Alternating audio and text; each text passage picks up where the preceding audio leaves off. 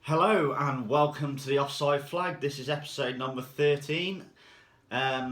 This week we have got for you our review of the weekend's football. Some interesting results. Yeah, definitely. Seems like Arsenal and Chelsea back in form. Well, Chelsea were never out of form, but Arsenal seem to have stepped up this weekend. A few other interesting results. League champions, and it still seems strange to say this, Leicester picked up their first win of the season. But we'll start at White Hart Lane. Yeah, Spurs, Liverpool, one each. I think this is what I predicted, so that's a big tick for me on the Super Sixes. But to be honest with you, Liverpool should have won this. Yeah. And they probably should have won it comfortably as well. Penalty, yes, definitely. From the referee's point of view, I think he gave the right decision. We're talking. Is this the Vertonghen foul? No, it's the one that Milner actually scored from. Oh, okay. Yes, I'd go with the right decision. I think He's clipped his heels and then he's clipped his own heels, hasn't he? Yeah. So he's actually fouled him. So it's a good decision. We'll talk about the Vertonghen one in a minute. Yeah. Because I've got a view on it. But Liverpool went ahead through James Milner, Mr.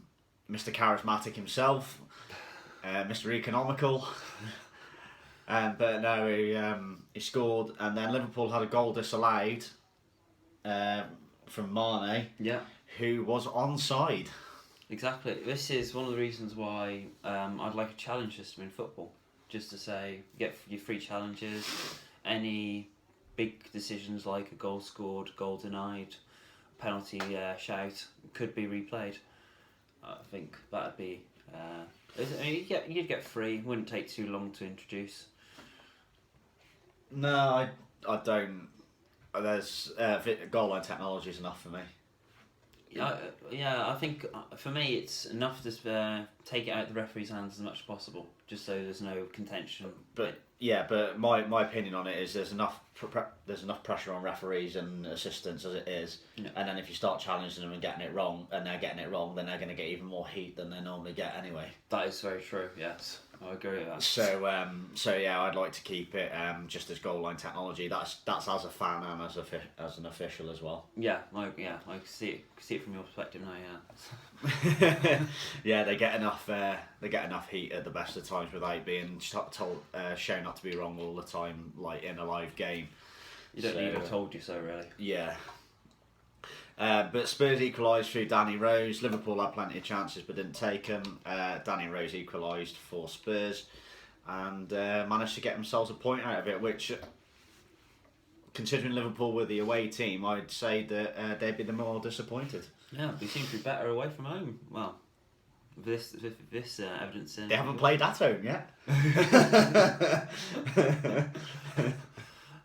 It's very true, actually. Yeah. Oh dear me. On to Vicarage Road and Watford and Arsenal. Arsenal raced into a 3-goal lead through a Cazorla penalty, Sanchez and Özil. It's good to see Cazorla on the score sheet. I think he's a very good player. Very, very good player.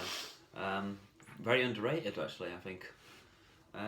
Özil with a very nice goal. I'm surprised he didn't try and pass it, but... A very, very well worked goal. Tore Watford's defence to pieces and absolutely buried it. Yeah. But Watford got one back through Pereira, who you know a bit about. Yeah, very good player from obviously Juventus.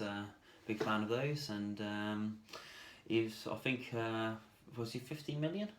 Yeah, I think so, yeah. So I think decent buy. Never performed badly for Juventus from what I saw, and try and watch them as much as possible.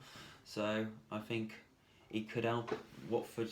I think got them to stay up. So I think he'll help in that regard. Oh yeah, I did love the BBC commentary on his goal. That we've just seen what his skill is. I was thinking, well, not being funny, But if they pay 15 million for him and he missed that chance, then Yeah. we got issues, haven't we?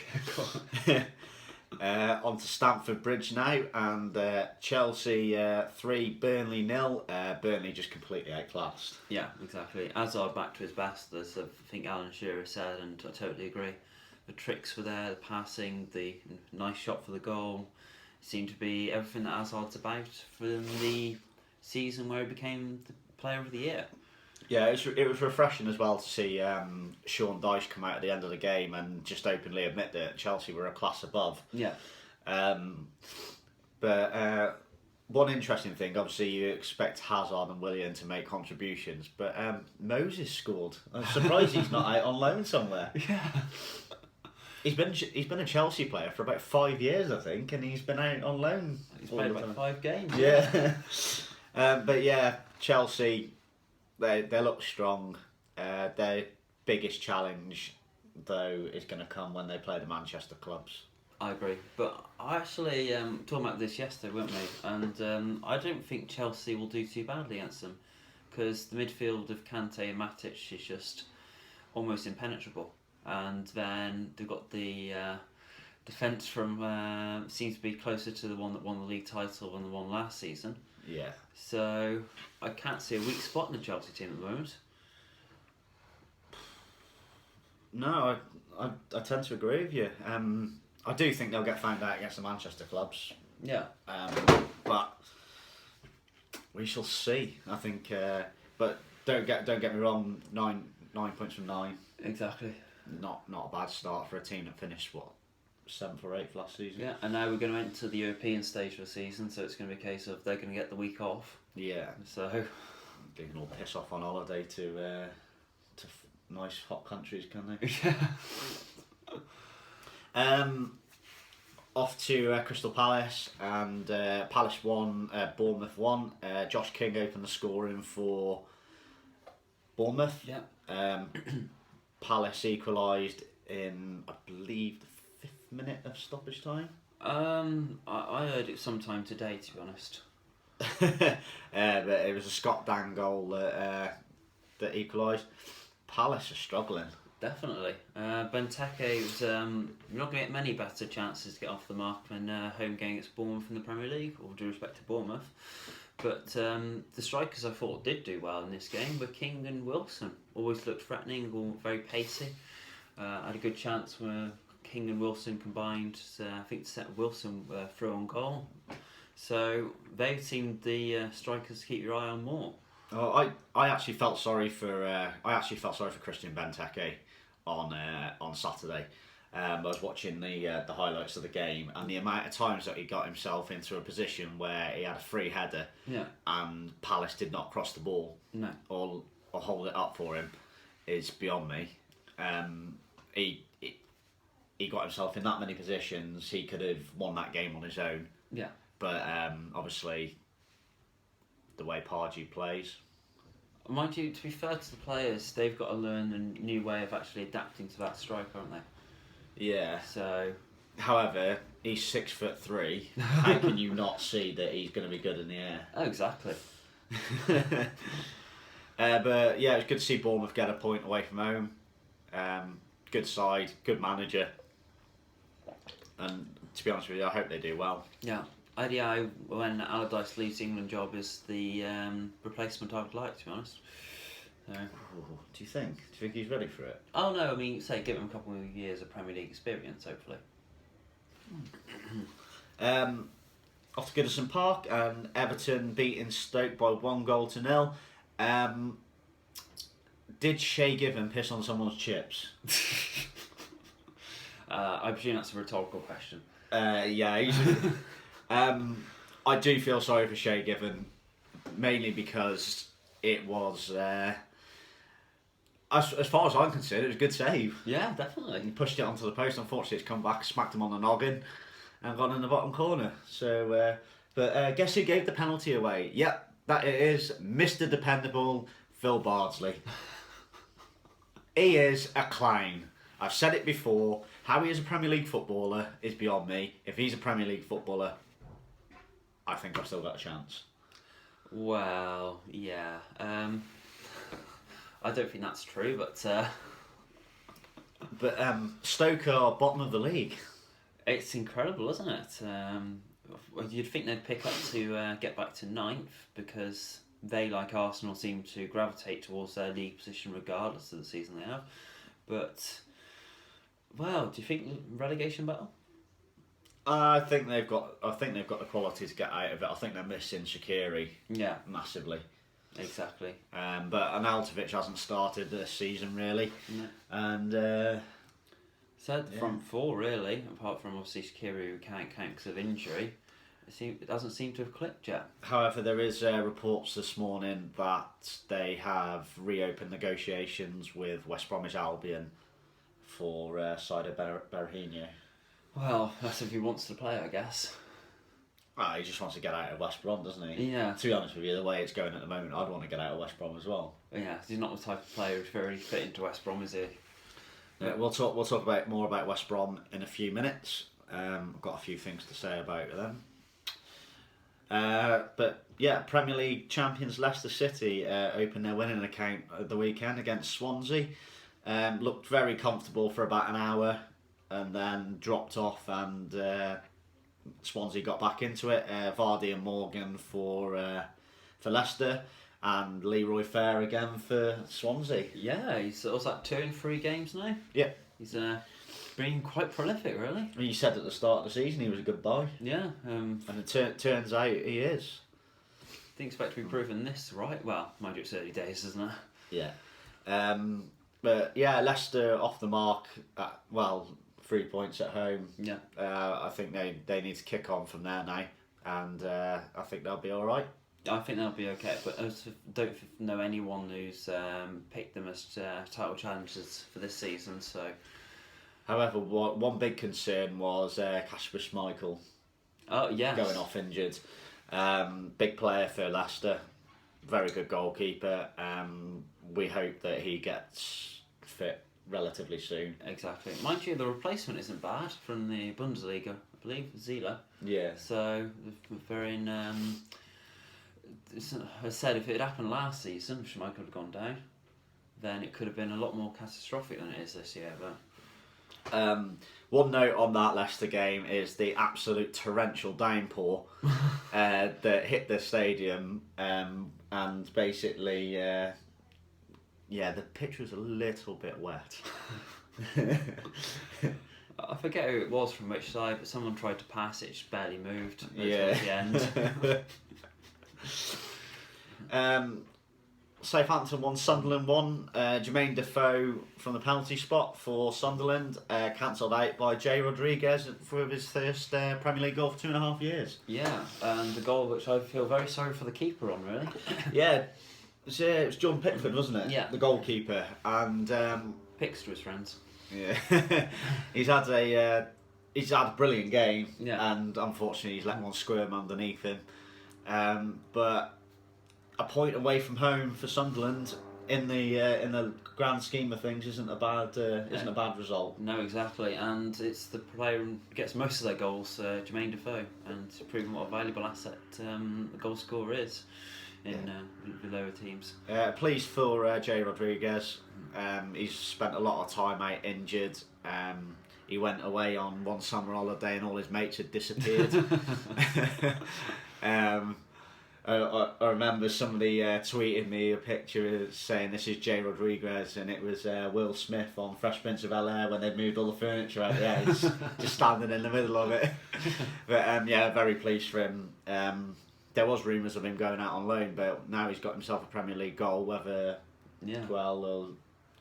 they have signed someone this morning though. Is it Buffal from I want to say Lille, could be wrong. French league anyway. They broke their transfer record this morning. We'll talk about more of that on our Premier League preview show on Monday when we release it on Saturday morning, because obviously it's literally just gone through, so we don't know too much about it at the moment. But I believe it's their club transfer record gone. Okay. So anyway, on to attack versus defence, or Man United Hull as I like to call it. It was exactly that. Yeah. It was a training game for Man United. However, Jose hit the nail on the head. Hull defended absolutely superbly for 90 minutes. Yeah. Unfortunately, they didn't defend very well for the next 4. So, but for the first time in 3 years, Man United always looked like scoring. I agree there. It's you see the effect that Jose's had. They've got a threat as opposed to philosophy. So it's. I watched the game on Saturday and I sat there, and even when it hit the 90th minute, I sat there and went, United are going to win this. Yeah. And it was young Marcus Rashford again. So you're getting more the idea of it's like a Fergie team in terms of they'll break them down eventually as opposed to a Moyes or Van Gaal team. Yeah, definitely. But one thing I did notice is the pace and power of Man United. Yeah, and that's pretty much encapsulated in Pogba. He's a typical pacey, powerful. Apart from maybe tackling, he's not really bad at most of his midfield duties. So he's a big Paul Scholes then. I'd say the passing range isn't quite as good. But yeah, United always looked like winning this. I think it would have been an absolute travesty if they hadn't, to be honest. Yeah. But Hull defended really well and just got caught in the last few minutes. On to Sunday's football, and it's West Brom 0, Middlesbrough 0. They had to be won this weekend, didn't they? But no, nothing really happened. West Brom didn't look like scoring. No. Middlesbrough did, but didn't. But still, good to get points away from home for Borough. So. Yeah. But again, empty seats at West Brom. Yeah. No real attacking grace or anything like that. Berahino left on the bench. Obviously, chances are he'll be gone by Wednesday. Yeah. So they'll need 6 players then. Yeah. Tony Pulis wants to sign 5 players. Yeah. Good luck, Tony. I will be surprised if Pulis is there by Christmas if it carries on the way it's going. I agree with that. I think it's going to need a different style of play. So he can get sacked and then he can go and sign for another team that needs somebody to keep him up for a season. Palace again. But the final game of the weekend was Man City 3, West Ham 1. West Ham went to excuse me. West Ham went to Eastlands looking to upset Man City. It didn't happen. Man City completely dominated them in the first half. With Sterling and Fernandinho goals. Antonio got one back for West Ham in the second half, but Sterling buried it in stoppage time. Yeah. Getting a bit of concern at West Ham with their Premier League form and their Europa League exit, isn't it? In fairness, though, 2 of their first 3 games have been against Chelsea and Man City. Yeah, true, but I mean, one game was against Astra. Yeah, that's fair enough. So,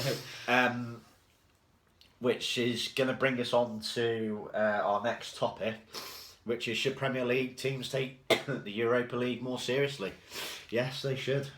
Yeah, well, I don't know if it's so much a case of that. I just think that there's a lot of complacency with the Premier League teams in terms of they go to a team we don't know much about and everyone goes, well, it's going to be easy then, isn't it? And we don't actually give teams the credit they deserve. No, West Ham should have beaten Astra on Thursday night. True. I'm just wondering if West Ham are paying $2 million a season. Yeah. To play in that stadium. If they got into Europe, they'd have to pay another 100,000. Have they done it to save money? I highly doubt that, because the season before they didn't get very far in the Europa League, did they? So what was the excuse then? Yeah, true. However, yeah. Is it worth paying $100,000 for... Then again, you don't know how much they got for Upton Park, really, do you? No, exactly. And surely the television rights in European football you'd be exposed to different countries and things like that. Maybe you would actually have been a good money spinner. Yeah, but I fully expect Man United to go and take it seriously. Jose's already said he's going to take it seriously. Yeah.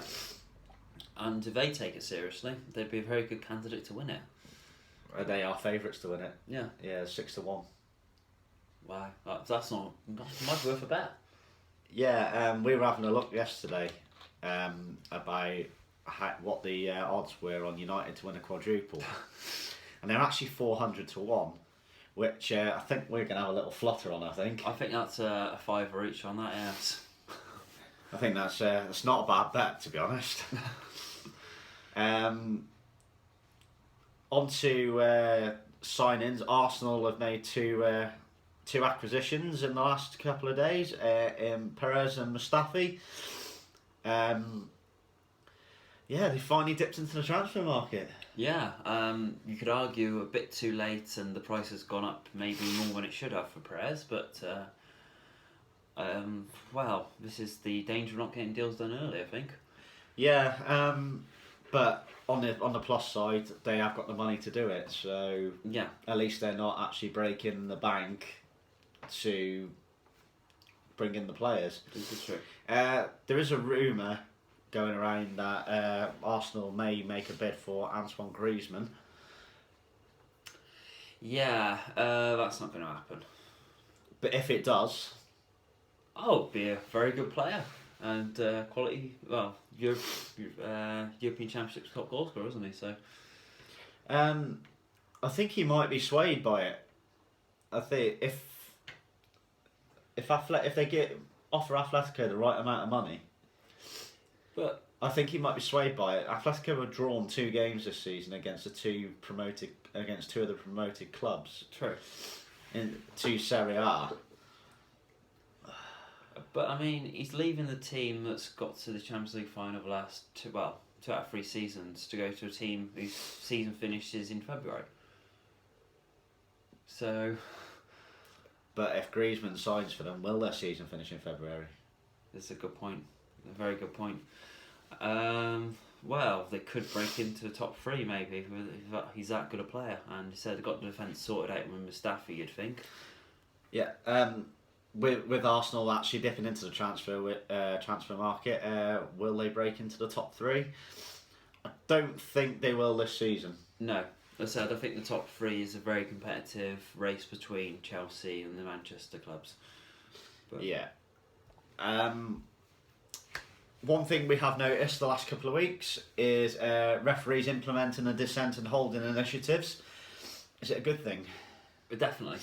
I think there's far too much of shirt pulling and all that type of stuff in the penalty box. So I think, and obviously the dissent is, it should be more like rugby really. Just the referee says something, it's like, yeah, okay, fair enough. No. Yeah, football's never been like that though, has it? No, it hasn't. But I mean, the closer we can get to it, the better it is, I think. Yeah. I'd love to, just for one trial game, just have a referee mic'd up.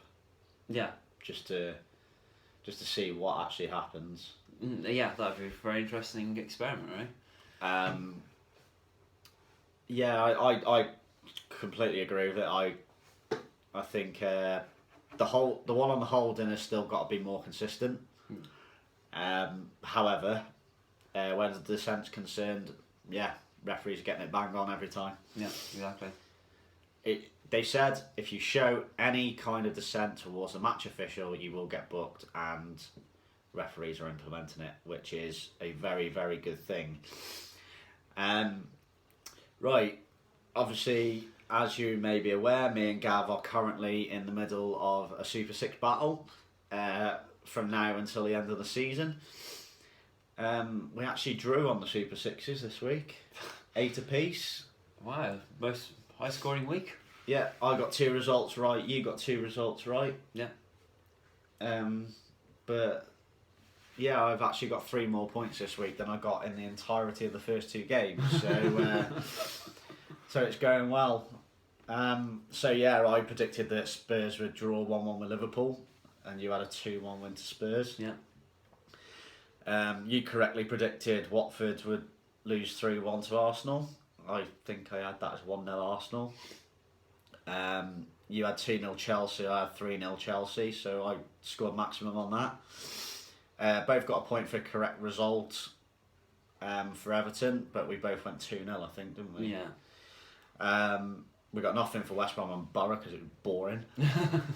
And you got 3 points for correctly predicting that Man City would win 3-1 against West Ham. So I'm still 5 behind. Right, to finish off the show today, Sam Allardyce named his first England squad yesterday. What do we think, and what do we expect? I've got to say, I really like the squad. Defensively, he's chosen very well in terms of cover for every position, and with Antonio as a midfielder, even more cover in terms of he could play right back at a push. Midfield, he's rewarding Sterling for his fine form. Henderson is a name that disappoints me in the England squad, I must admit. I wish he would.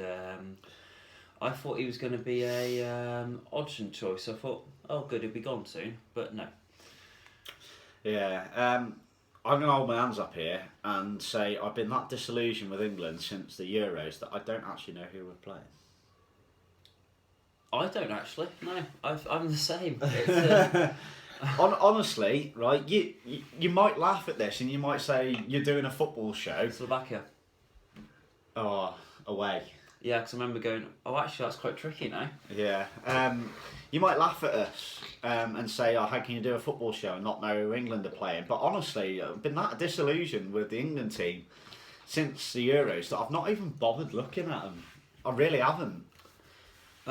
Which Euros? Because I go to Euro 2000. I don't hold that much of a grudge. No, yeah, the full squad for those who haven't seen it are goalkeepers are Hart, Forster and Heaton.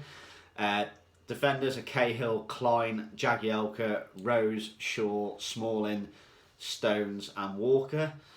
Midfielders are Ali, Antonio, Dyer, Drinkwater, Henderson, Lallana, Rooney, Sterling and Walcott. And the forwards are Kane, Sturridge and Vardy. The two that I am actually quite surprised with in there are Henderson. And the reason I'm surprised with Henderson is I've always said that he has improved at Liverpool. However, he's still not international standard.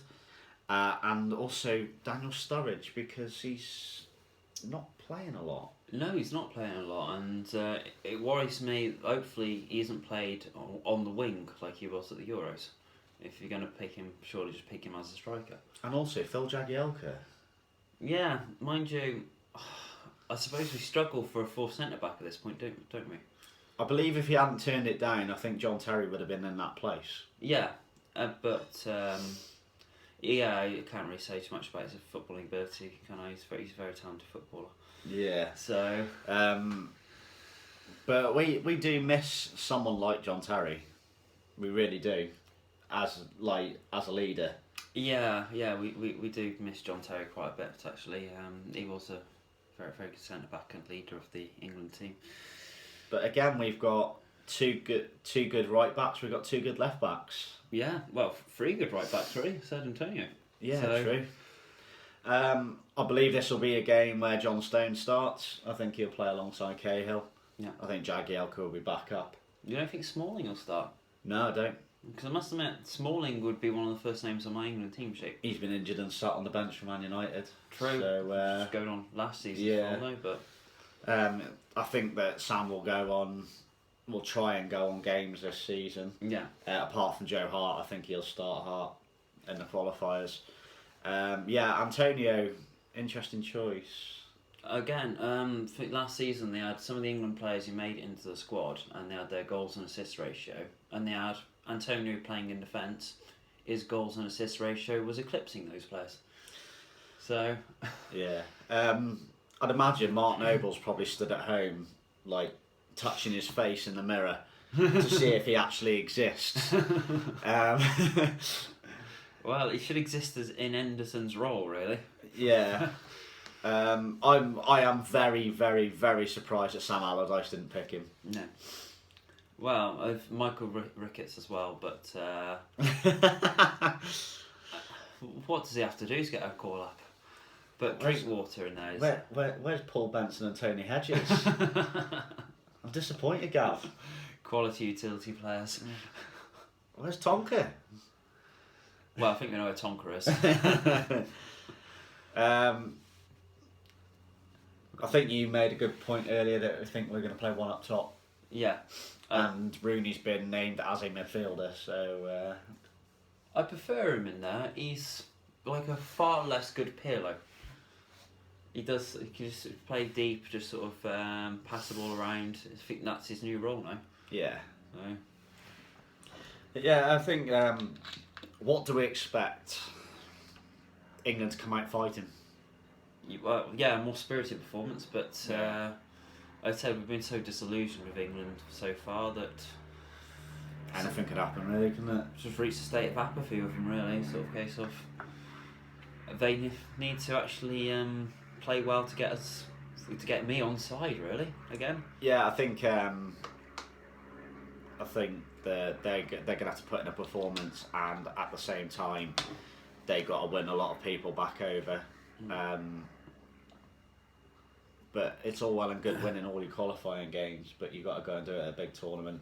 Yeah, exactly. What we had perfect record for the European Championship qualifications section. So yeah, if we play it right, we qualify from this group quite comfortably. Yeah. If we get it wrong, it could be Wally with the Brolly moment. Exactly, or something with a pie. Yeah, I think. But I think Sam's got a bit more about him than that. Exactly. I really do. So even though we have been quite disillusioned with it, good luck to Sam and the boys in Slovakia, and bring home 3 points. Yeah, and thank you for viewing the offside flag again. I've been Gavin, you've been Dan, and we'll be along with our Premier League prediction show soon. So thank you. Yeah, and we'll come up with something else. Right, thank you very much.